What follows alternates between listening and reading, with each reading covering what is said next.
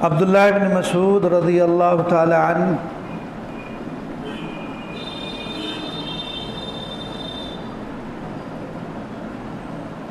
لا تصلح صفقتان فی صفقۃ وفی ابن حبان لا يحل صفقتان فی صفقۃ۔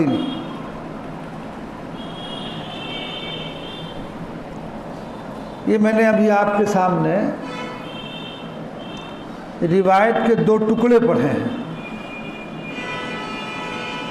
اور اس کا تعلق موجودہ دور میں جو قسطوں پر خرید و فروخت ہوتی ہے اس سے متعلق ہے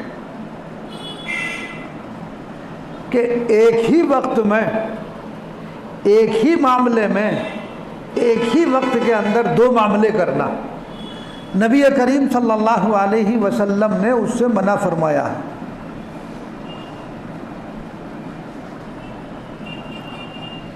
اس کی شکل کیا ہے؟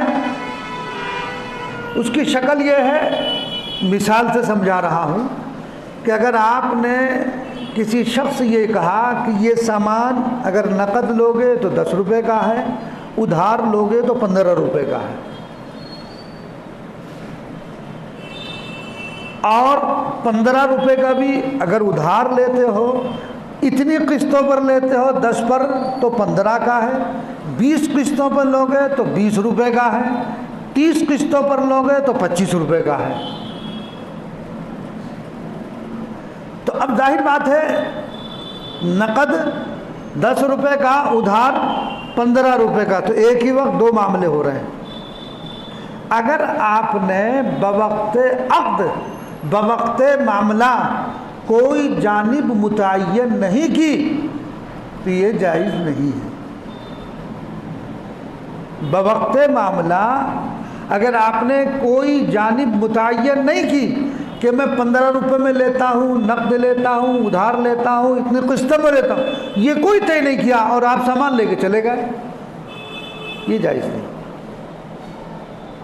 اس سے رسول اللہ صلی اللہ علیہ وسلم نے منع فرمایا، صفقۃ فی صفقۃ، صفقۃ فی صفقتین، ایک معاملے میں دو معاملے کرنا۔ اور یہ آج ہمارے معاشرے میں قسطوں پر چیزوں کی خرید و فروخت عام ہے۔ موبائل، موٹر سائیکل، کار، کوئی بھی چیز ہے، اب تو ساری چیزیں قسطوں پر مل رہی ہیں۔ لیکن اس میں ایک مسئلہ، یہ بات یاد رکھیے گا کہ جو چیز آپ قسطوں پر لینا چاہ رہے ہیں تو یا تو براہ راست کمپنی سے آپ خود خرید رہے ہیں یا آپ بواسطہ بینک خرید رہے ہیں، دو شکلیں ہیں۔ یا تو آپ جو چیز خرید رہے ہیں وہ ڈائریکٹ کمپنی سے، ڈائریکٹ کسی شخص واحد سے خرید رہے ہیں، اور دوسری صورت یہ ہے کہ آپ ڈائریکٹ کمپنی سے نہ خرید کر اس میں بینک انوالو ہوتا ہے، بذریعہ بینک کو واسطہ بنا کر آپ خرید رہے ہیں۔ بینک اس میں کیا کرتا ہے؟ دونوں کا حکم الگ الگ ہے۔ پہلے سنیے، آپ کوئی چیز ڈائریکٹ کمپنی سے خریدتے ہیں، کمپنی نے آپ کے سامنے ایک پرپوزل رکھا، یہ کہا کہ دیکھیے یہ کار آپ خریدتے ہیں، یہ موٹر سائیکل آپ خریدتے ہیں، جو بھی چیز وہاں پر موجود ہے ایکٹیوا ہے، اگر آپ کمپنی کہتی ہے اگر آپ کیش میں خریدتے ہیں، کیش پیمنٹ کریں گے تو 1 لاکھ روپے کی، اور اگر آپ ادھار خرید رہے ہیں تو یہ 1.5 لاکھ روپے کی۔ اتنی بات سمجھ میں آ گئی؟ ادھار بھی اگر آپ خرید رہے ہیں، پیمنٹ اگر 1 سال میں کرتے ہیں تو اس کا پریمیم اتنا بنے گا، 2 سال میں کرتا ہے تو اتنا بنے گا، اس پہ انٹرسٹ لگاتے ہیں نا، وہ 3 سال میں قسطوں میں ادا کریں گے تو اتنا۔ تو جب آپ کے سامنے کمپنی نے پوری معلومات، پورے طریقہ کار رکھ دیا، اب آپ نے اسی وقت یہ کہا کہ میں اس کو کیش میں خریدتا ہوں، 1 لاکھ روپے آپ نے دے دیا، بات ختم ہو گئی، اس میں کوئی حرج کی بات نہیں ہے، جائز ہے۔ دوسری صورت یہ ہے کہ آپ کمپنی ہی سے یا کسی فرد واحد سے قسطوں پر خریدتے ہیں، لیکن معاملہ کرتے وقت جو مجلس ہے، جس وقت معاملہ کر رہے ہیں اس کو مجلس عقد کہتے ہیں.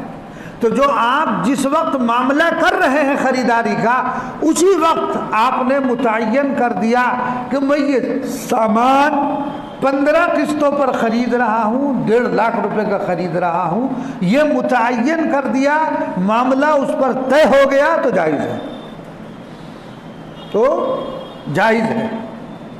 یہ بات سمجھ میں آ گئی. اب آ جائیے بینک کی طرف.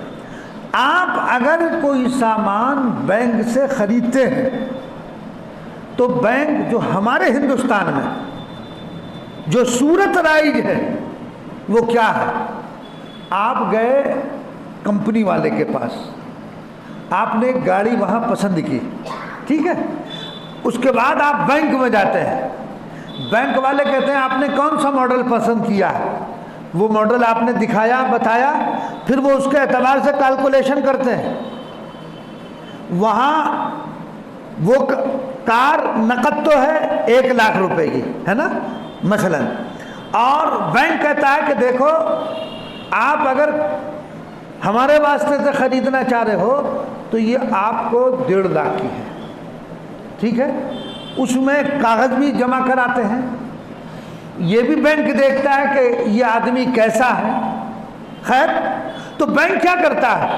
بینک ایک چیک یا ڈرافٹ بناتا ہے کمپنی کے نام. تو گاڑی جتنے کی ہے، یعنی اگر گاڑی کو ہم کیش میں خریدتے تو 1 لاکھ روپے 10 لاکھ روپے کی تھی، تو بینک جو ہے وہ 10 لاکھ روپے کمپنی کو ادا کر دیتا ہے. اب بینک کیا کرے گا؟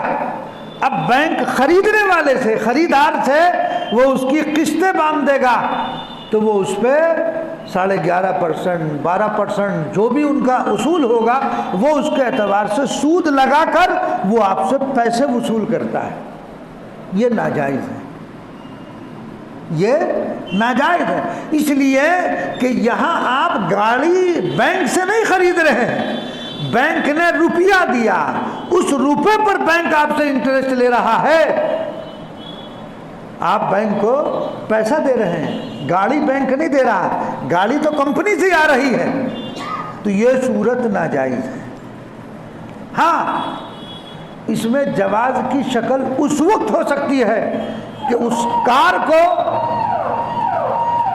بینک خرید لے، پہلے خود بینک خریدے، اپنا آدمی بھیج کر خرید کر اس پر قبضہ کر لے، پھر وہ زیادہ داموں میں بیچے تو کوئی حرج نہیں ہے، مگر بینک ایسا کرتا نہیں ہے. باہر ملکوں میں تو ہے، بلکہ باہر ملکوں میں تو ڈائریکٹ کمپنیاں بیچتی ہیں، ان کے فائنینسر وہی بیٹھے رہتے ہیں. تو جو چیز آپ بینک کے ذریعے سے خرید رہے ہیں تو بینک جو ہے وہ کیا کر رہا ہے؟ اس پر اپنا انٹرسٹ لے رہا ہے، وہ آپ کو قرضہ دے رہا ہے، اس قرضے پر سود آپ سے وصول کر رہا ہے. اس کی اجازت نہیں ہے. نبی کریم صلی اللہ علیہ وسلم نے ارشاد فرمایا کہ سود کا لینے والا، سود کا دینے والا، سود کا کھانے والا، یہ سب گناہ میں برابر ہیں. تو وہاں آپ کو سود دینا پڑ رہا ہے، وہاں آپ کو کیا ہے؟ سود دینا پڑ رہا ہے، تو اس کی اجازت نہیں.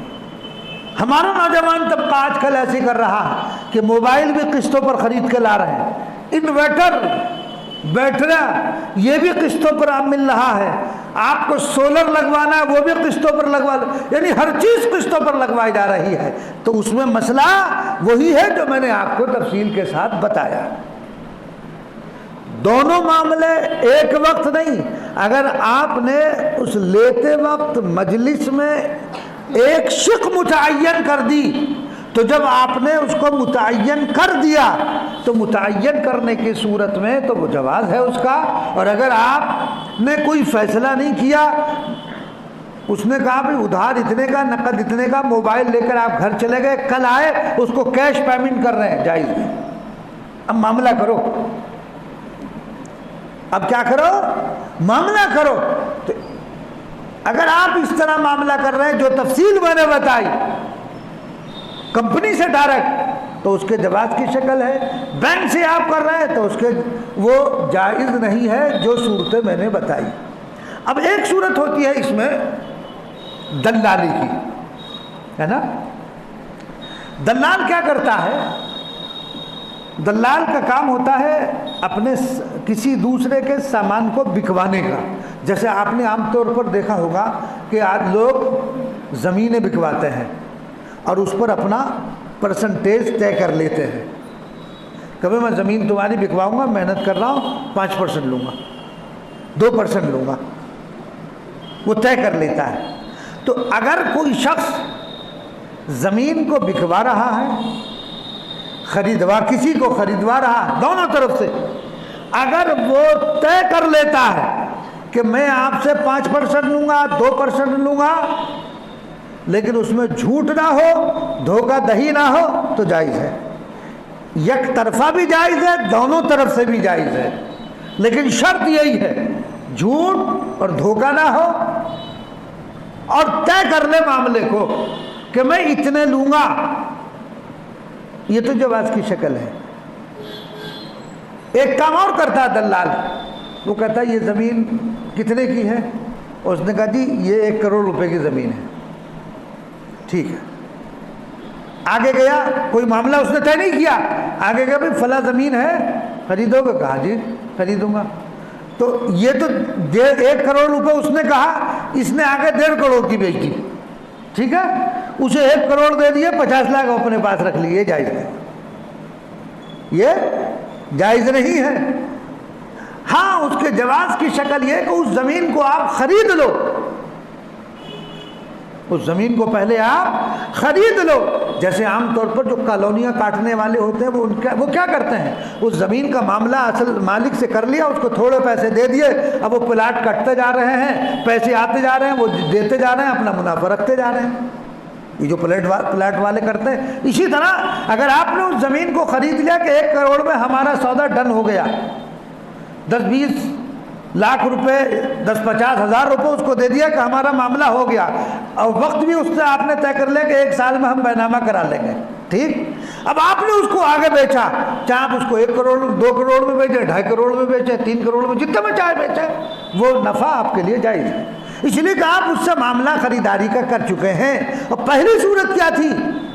پہلی صورت میں وہ معاملے میں تھی، اس سے تو آپ نے 1 کروڑ کم پوچھ لیا، آگے 1.5 کروڑ میں بھیج دیا، اس سے 1 کروڑ کے پیسے دے کر 50 میں 50 آپ نے اپنے پاس رکھ لیے، درست نہیں ہے۔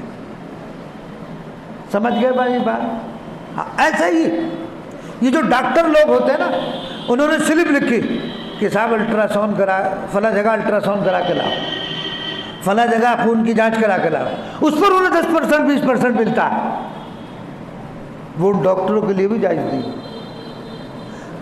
جو کام آدمی جس میں محنت کر رہا ہے، چل کے جا رہا ہے، گفتگو کر رہا ہے، اپنا وقت صرف کر رہا ہے، دونوں کے معاملات کرانے میں بھاگا دوڑی کر رہا ہے، وہ پیسہ جائز ہے۔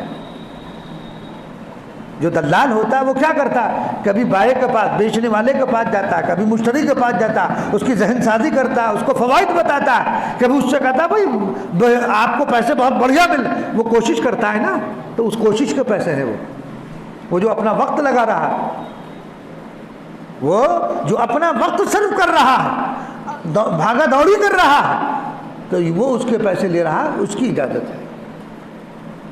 یہ جو ڈاکٹر لوگ لکھ کے خام خواہ بیٹھے ہوئے پیسے لے لیتے، اس کی اجازت نہیں۔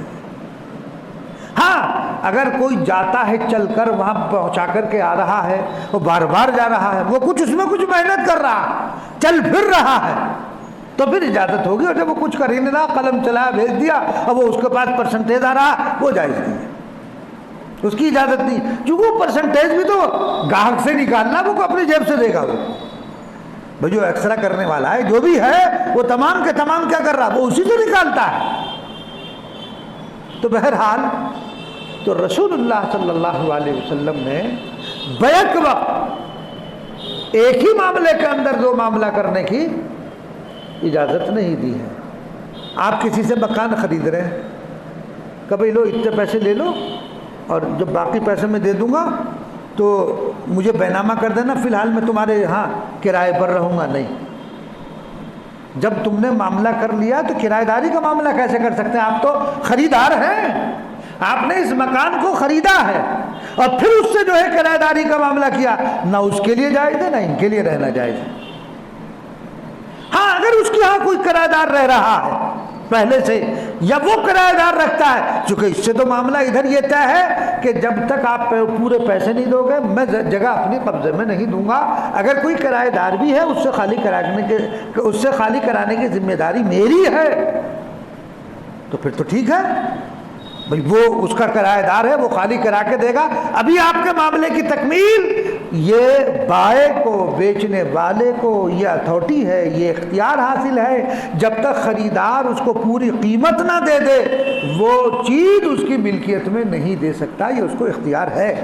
جب آپ پوری ملکیت اس کی دے دیں گے تب جو ہے آپ کیا کر سکتے ہیں، آپ پھر اس سے کہہ سکتے ہیں۔ اب وہ اگر کرایہ لیتا ہے، مثلا پہلے سے کوئی کرایہ دار وہاں رہ رہا ہے، آپ نے اس کا بینامہ آپ کا نام ہو گیا، پیسے بھی آپ کو جو ہے پیسے بھی دے دیے گئے، پھر آپ نے پیسے اس کو پورے دے دیے، اب اگر اس کا کرایہ اس کے بعد وہ وصول کرتا ہے تو اس کا تو ختم ہو گیا، اب اس کے لیے کرایہ لینا جائز نہیں، اس کے لیے اب کرایہ لینا جائز نہیں ہے۔ اب حقدار وہ خریدنے والا ہو گیا، زمین آپ نے خریدی، معاملہ طے ہوا، طے ہونے کے بعد اب اس زمین میں جب آپ نے پیسے پورے دے دیے، وہ بینامہ بھی کرا لیا، اب اس کے اندر اگر فصل ہوتا ہے تو وہ فصل صاحب خریدار کی ہوگی، اب بیچنے والے کی نہیں ہے۔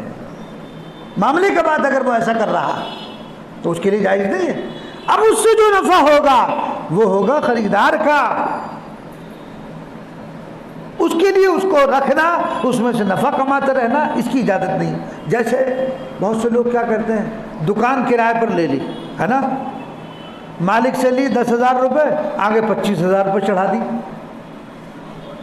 آگے اسے کہتے ہیں شکوی کرایہ داری، تو لوگ ایسا کرتے ہیں بہت۔ تو آگے کرایہ داری پر اگر وہ چڑھا رہا ہے زیادہ پر، ہاں اگر اس نے اس دکان میں کوئی کام کرایا، تعمیری کام کرایا، مالک کی اجازت سے، مالک کی اجازت سے اس میں تعمیری کام کرایا، زیادہ کرائے پر دے رہا تو گنجائش ہے، لیکن کچھ نہیں کرایا، جو کہ تو ہے یا بغیر اجازت کے کرایا، اب جو وہ زائد کرائے پر دے رہا ہے جتنے پر اس نے لے رکھی ہے اس سے زائد کرائے پر، تو اس کے لیے زائد کرایہ جائز نہیں ہے، وصول کرنا یہ جائز نہیں ہے۔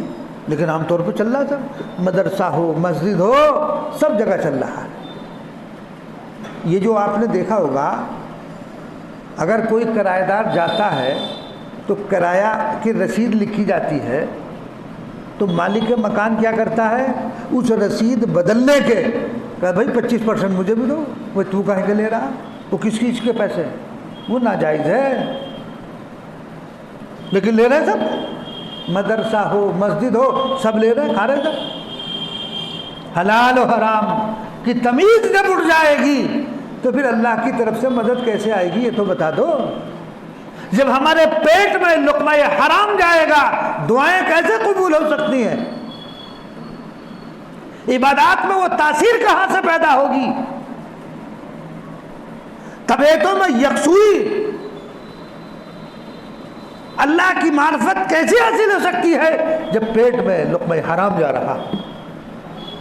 تو رسید بدلنے پر ایک تو وہ تو لیتا ہی ہے، اب بھائی آپ نے اگر کسی دوسرے کو، میں نے دکان لے لی، میں اگر کسی دوسرے کو دکان دے رہا ہوں، میں نے لی تھی 10 لاکھ میں کرائے کی دکان، اب میں 25 میں بیچ رہا ہوں، یہ جائز تھوڑی ہے بھائی، دکان تو تمہارے باپ کی ہے، وہ تو مسجد کی ہے، مدرسے کی ہے، یا جس کی بھی ہے، مالک کی ہے، اس کی ہے، تمہیں 25 لاکھ میں دینے کا کیا حق ہے، تم تو کرایہ دار ہو، تمہاری کرایہ داری اگر جو طے تھی ایگریمنٹ تھا وہ ایگریمنٹ پورا ہوا تو کرایہ داری ختم ہو گئی، لیکن نہیں، دوسرے کو بیچ دیتے ہیں، پھر اس میں کیا کرتے ہیں، وہ رسید بدلتے ہیں، وہ کرایہ دار تو چلا گیا، 25 لاکھ میں نے لے لیے اور 25 لاکھ لے کے میں ختم ہو گیا، اب وہ اس سے کہتا ہے کرایہ دار کہ بھائی تم نے تو 25 لاکھ لیے، اب اس میں سے رسید بدلی جائے گی، چونکہ جب تک رسید نہیں بدلے گی وہ کرایہ دار نہیں ہو سکتا، کہتا ہے اس کا 5% مسجد کو دو، اس کا 10% مدرسہ کو دو، ہوتا ہے، اس کا 5% مالک لے گا، جائز نہیں۔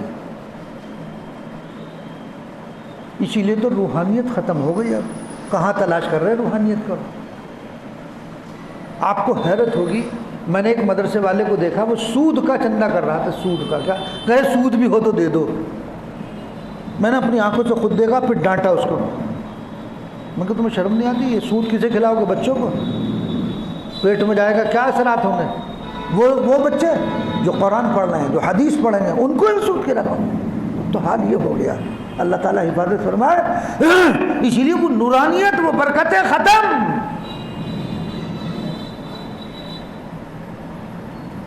تو وہ جو پیسے لیے جاتے ہیں کرایہ داری جو منتقل ہوتی ہے اس کے پیسے، اور یہ جو پگڑی کے پیسے لیے جا رہے ہیں، یہ بھی جائز نہیں، سب لے رہے، سب لے رہے۔ اور پیسہ آتا ہوا کسے برا لگے، ہے نا؟ آ رہا، آنے دو جو آ رہا، اور یہ نہیں دیکھ رہے کہ یہ حرام آ رہا ہے، یہ حلال طریقے پر آ رہا ہے، تو اس لیے اس کی اجازت نہیں، اس کی اجازت نہیں ہے۔ ٹھیک ہے، کرایہ دار آپ ہیں تو کرایہ دار کو چاہیے، اگر وہ نہیں رہ رہا ہے، دکان، مسجد، مدرسے یا جس کی بھی ہے، اسے واپس کر کے خالی۔ ہاں اگر اس نے اس دکان میں کوئی پیسہ لگایا تھا اجازت سے، تو کہ بھائی میرا اتنا پیسہ لگا ہوا، وہ پیسہ پکڑو، دے کر کے چلے جاؤ، چھٹی بات۔ لیکن ایسے نہیں، آج بھی ہیں ایسے لوگ ہیں دنیا میں۔ یہ دنیا اسی لیے قائم ہے کہ اچھے لوگ اس دنیا میں باقی ہیں۔ دلی کا واقعہ، وہ 100 سال پرانے کرایہ دار تھے، 100 سال۔ تو ان کے رشتہ داروں نے کہا کہ بھائی اب ہماری اولادیں بہت ہو گئی، اب ہمیں مکان کی ضرورت ہے۔ اور وہ مکان میرے خیال سے 1000 یا 800 گز جگہ میں بنا ہوا۔ آپ کو حیرت ہوگی، دلی جیسی جگہ میں 800 گز میں کیا قیمت ہوگی اس کی؟ اس نے کہا جی اچھا کوئی بات نہیں۔ انہوں نے خالی کر دیا، غالباً ہفتے یا مہینے کے اندر خالی کر کے چابی ان کو دے دی، پکڑو۔ وہ بھی تعجب میں رہ گئے کہ 100 سال پرانا کرایہ دار تو مالک سمجھا جاتا ہے، لیکن نہیں، اچھے لوگ اب بھی ہیں۔ کہ نہیں بھائی، ایک چیز تھی، اللہ تعالیٰ نے ہمیں اس سے بھی بڑی جگہ دے دی ہے، کئی گنی اس سے بڑی اللہ نے ہمیں دے دی ہے، اس لیے اب ہمیں ضرورت بھی نہیں، یہ چابی پکڑو۔ اور چابی پکڑ کے ایک نئے پیسے کا مطالبہ نہیں کیا، جبکہ اس میں انہوں نے تعمیری کام بھی کرایا، ایک نیا پیسے کا مطالبہ نہیں کیا، اب فوراً دے دینا۔ ایسے لوگ بھی ہیں، ایسے لوگ بھی موجود ہیں۔ تو اچھے لوگوں سے یہ دنیا قائم ہے، اچھے لوگ ضرور زمین پر موجود ہیں۔ تو بہرحال اگر کہیں کوئی کرایہ داری کا معاملہ ہو تو آپ بالکل پیسے نہ لیں اس سے۔ اگر آپ نے مالک کی اجازت سے اس میں کچھ لگایا، خرچ کیا ہوگا، وہ تو آپ لے سکتے ہیں، باقی اس سے زیادہ آپ کو لینے کا کوئی حق نہیں ہے۔ اور اگر آپ نے ناجائز طور پر لیا تو یاد رکھو اور تجربہ کر کے دیکھ لو، پھر وہ پیسے جیسا پیسہ ہوتا ہے ویسے ہی پھر نکل جاتا ہے، کہیں بیماریوں میں، کہیں کسی چیزوں میں، وہ پیسہ ایسے ختم ہو جاتا ہے، برباد ہو جاتا ہے۔ حرام کا پیسہ کبھی رکتا نہیں ہے، اور جس کے پاس حرام کا پیسہ آیا وہ کبھی فلاح نہیں ہو سکتا ہے، وہ کبھی کامیاب نہیں ہو سکتا ہے۔ نتیجہ یہی ہے، نتیجتاً کیا نتیجہ آخر میں یہ ہے کہ وہ بھکاری بن جاتا ہے، ختم ہو جاتی ہے ساری چیزیں۔ اگر آپ نے اللہ کی نافرمانی کر کے پیسہ کمایا تو ٹھیک ہے، لیکن نتیجہ یہ ہوتا ہے وہ سب ختم ہو جاتا ہے۔ اللہ اس دنیا ہی میں دکھا دیتا ہے کہ اچھا تم نے ناجائز طریقے سے کمایا، اب دیکھو نتیجہ کیا ہوتا ہے۔ میں نے خود اپنی آنکھوں سے ایسے لوگوں کو دیکھا جو کروڑ پتی اور بھکاری بن گئے آخر میں۔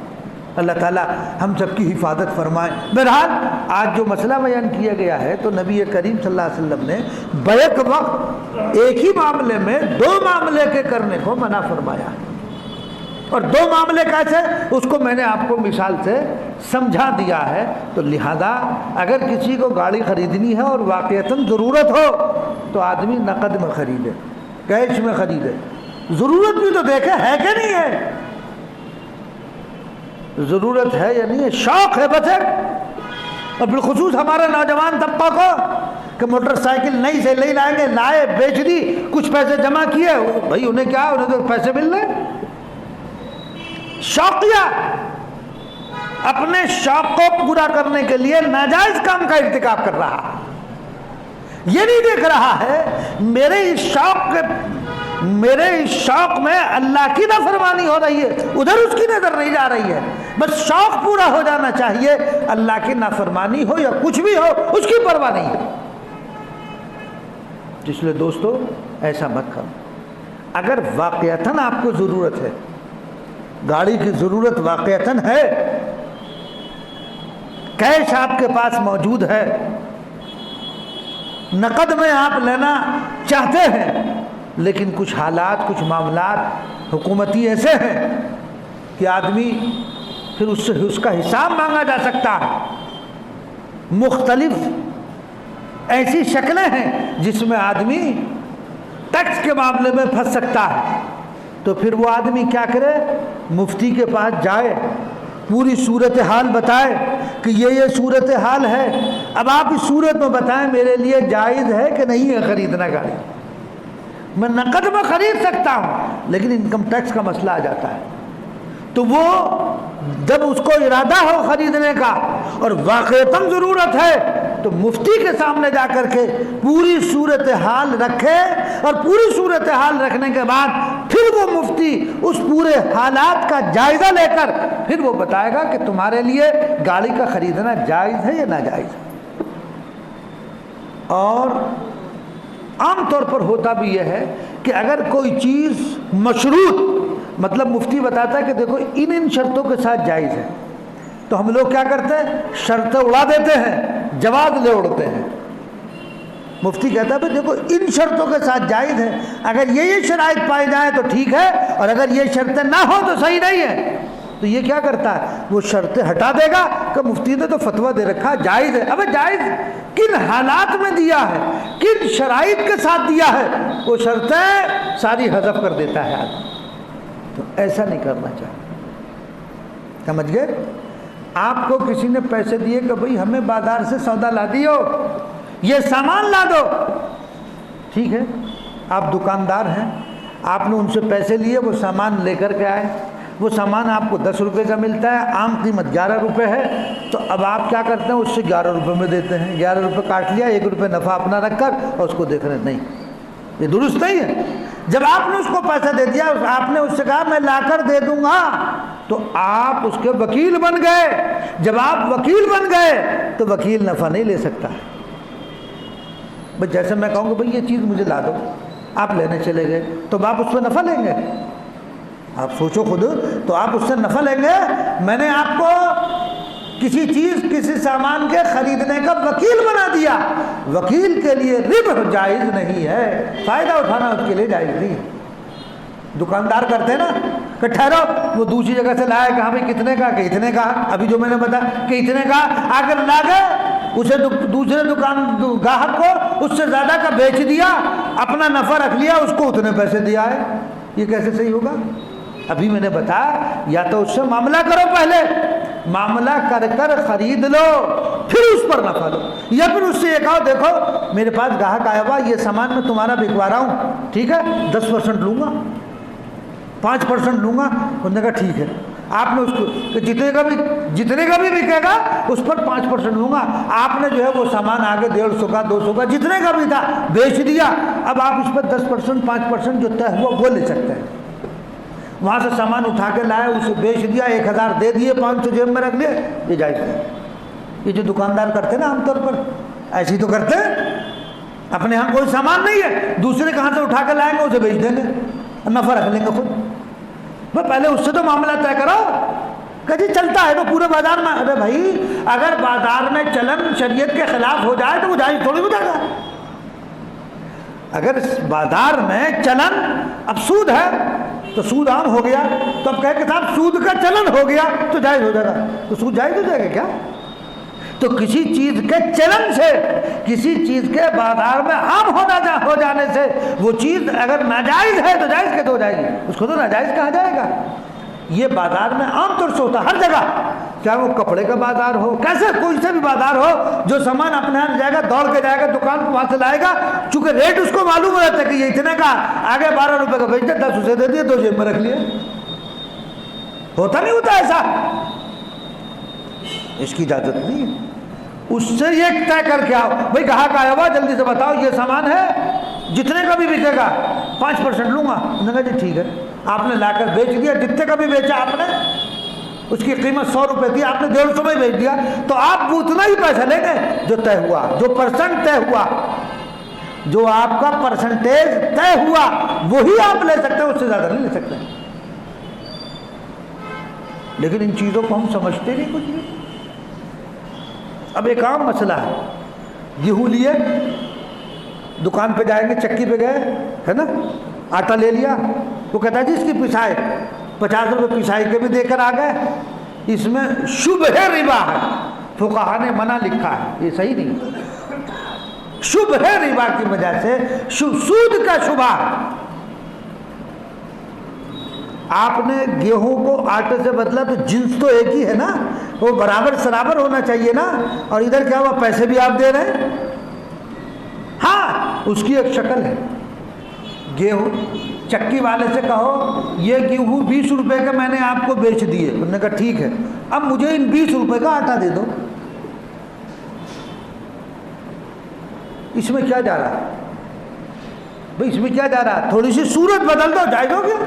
آپ یہ کہو کہ میں نے یہ گیہوں بیچ دیا اتنے روپے کا، اس پیسے سے اب مجھے اس کا آٹا دے دو، چھوٹی بات ختم ہو گئی۔ لیکن ہمیں عادت پڑی ہوئی ہے اور ہم معلومات کرنا بھی نہیں چاہتے ہیں، تو اس لیے دوستو جو مسائل جو باتیں بتائی جائیں اس پر عمل کرنا چاہیے، تبھی فائدہ بھی ہے، ہمارا دنیا کا بھی فائدہ ہے اور آخرت کا بھی فائدہ ہے۔ تو اس لیے یاد رکھیے گا یہ بات کہ چونکہ یہ عام طور سے مارکیٹ میں ہوتا ہے، میں دیکھتا ہوں لوگ آ کے بتاتے بھی اور ہم دیکھتے بھی ہیں کہ مارکیٹ میں عام طور پر ایسا ہوتا ہے، جو سامان آپ کے یہاں نہیں ہے دوڑ کے جا کے اسے بیچ دیں گے اور پھر اس سے نفع وصول کریں گے۔ تو جو صورت میں نے آپ کو بتائی تفصیلی، اس پر عمل کریں گے انشاءاللہ۔ اللہ تعالیٰ مجھے بھی آپ کو بھی عمل کرنے کی توفیق عنایت فرمائے۔ سبحان اللہ وبحمدہ، سبحانک اللہم وبحمدک، ونشہد ان لا الہ الا انت، نستغفرک ونتوب الیک۔ سبحان ربک رب العزۃ عما یصفون وسلام علی المرسلین والحمد للہ رب العالمین۔ کسی کو کوئی بات پوچھنی ہوا